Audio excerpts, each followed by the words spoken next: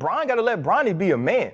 The first thing Jordan told me when he saw that, because we were together, he said, Pop, I'd lose my shit. He said, if I did that, if someone was talking about him and I did what LeBron James did, he would lose it. He said, you got to let me be a man. And I've done that with Jordan in high school. I've done that with Jordan in college. And I'm not saying that he's where LeBron is, but LeBron did what he needed to do. But what about Bronny James? How does LeBron running up on Stephen A help the narrative? It doesn't. Because the narrative was, he's there because of you. Steve, we're back, and you just heard Ryan Clark take a little shot here at LeBron James. This thing LeBron James has done with Stephen A. Smith and confronting him, I don't think it's landing the way that LeBron thought it would. I know that Richard Jefferson hugged him up and they had a little conversation on the court, but with other people, including someone like Ryan Clark, it's just not landing that well. Are you surprised? To a certain degree, but even the most myopic have a limit that it is almost impossible to defend the indefensible. I don't think anyone would have had a problem, Jason, if LeBron would have had Rich Paul reach out to Stephen A. Smith saying, hey, before the game, somewhere inside the crypto, we want to meet with you, or I want to meet with you for 10 minutes. I just want to address a few things. But to make an absolute spectacle of this, and Jason, I'm just not lying to you, I actually felt bad for Stephen A. because in that position, what was he going to do? I don't think him going to a Laker game, I'm going to get confronted by the most popular player in the league in front of everybody. That even if he was like an MMA jiu-jitsu 5-degree black belt, what's he going to do? Like, put him into a figure 4 leg lock? And that thing was bound to become a spectacle. And Stephen A., he likes the attention, but I don't think that type of attention exactly what he wanted, because he knew at that point, well, here I am. I've gone viral, and now I'm going to become social media fodder. I feel bad for Stephen A. Smith in one regard. I think he's actually been very fair to LeBron. I don't think he's been over the top in terms of what he has said about Bronny. I certainly don't think he's been punitive in his comments about the father. So, yeah, I think that everyone that does our jobs on our side of the table, to be objective and fair, we would say that's the last thing we would want is our words to be used against us every single time we are critical of somebody. I can't throw a pity party for Stephen A. Smith. I think where we've moved in the media space doesn't allow athletes to push back and be aggressive, where when we used to have more access in the locker room and more private times with athletes, again, your guy Doug Krikorian, why can I not think of the great TJ Simers, people like myself, Will McDonough,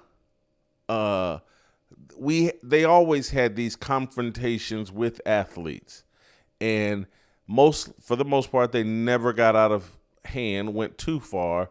But I do think athletes have a right to confront us, say what they want to say, and we just have to deal with it because we get to say what we want to say.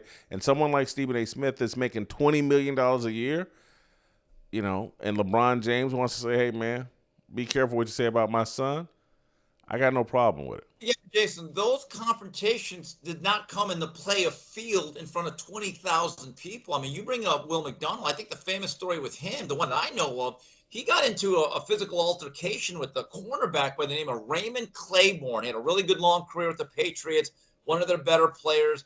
I don't know what happened, but it went sideways. But it's not like Raymond Claiborne during the warm-ups came right up to the 50-yard line and started jostling or doing the Oklahoma drill with them. I believe that actually happened in the locker room.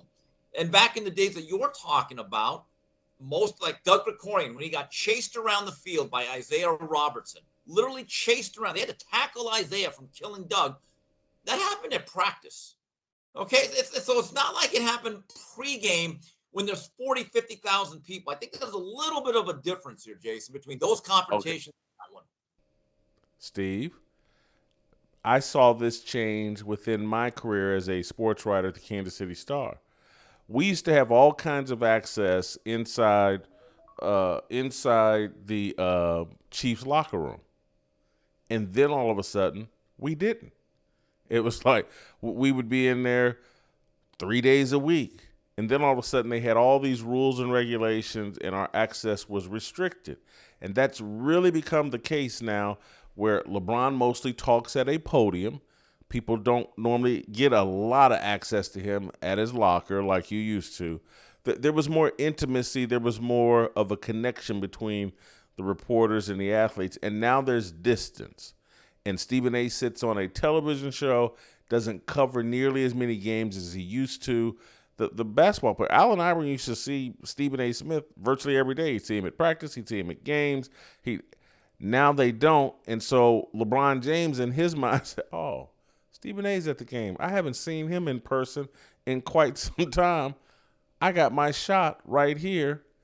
And it's just, I can remember with the Chiefs, we used to be able to watch parts of practice, and then all of a sudden that mostly got eliminated. And now things are, and again, I don't know, you're not in locker rooms probably the way you used to be, but now with these NFL teams and NBA teams, there's so much distance between the reporters and athletes that I can't be hypercritical. And this is not because I dislike Stephen A. Smith, because people say, well, you don't like LeBron James either. I mean, have I just chosen a side? Now I'm just saying, like, that looks like the kind of stuff I used to have to deal with all the time. And this is par for the course, or this is what goes along with the price of being a journalist. Occasionally your sources are going to confront you in an embarrassing way, and you just got to deal with it. No, there's no doubt about it. Look, I've had issues where I've said something about a fighter, and then their fathers, they'll call. They're not asking me about the weather. They're not asking me how I'm doing. I've actually had death threats. I didn't take them seriously, but it's not fun to get. And I get it. Look, the athlete-reporter relationship is completely upended than even it was, I would say, 10 years ago. It is so much about access and being able to score that interview. And you're right, the intimacy is absolutely gone. And what's also changed it is like platforms like the Players Tribune, where the athletes themselves think that, hey, we don't even need anybody. We are our own platform. We could start our own YouTube. And I love this phrase, we can tell our own stories, which is the athlete's version of, I'm just living my truth. Because you're not, you know what you're going to get at that point. Okay. So that is true. But I would say I still felt as though LeBron, given his status, okay, could have said, Stephen A., can I get 10 minutes with you? Can we meet right here in the bowels of the arena for 10 minutes? That's the way I would have personally handled it if I'm LeBron James. Perhaps you're right, but here's the risk in that. Now Stephen A. gets to recreate and tell whatever narrative he wants to tell. And you do it out in front of everybody. It's all on camera. You can get your lip readers. Because, again, Stephen A. has no problem stretching the truth.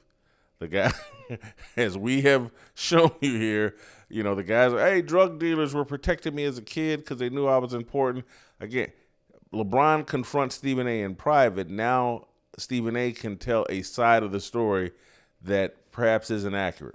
He would have said he landed 17 punches and got LeBron off him. Yeah, I see that point too. If you enjoyed that video, be sure to hit the like button and subscribe so you never miss a moment of Fearless.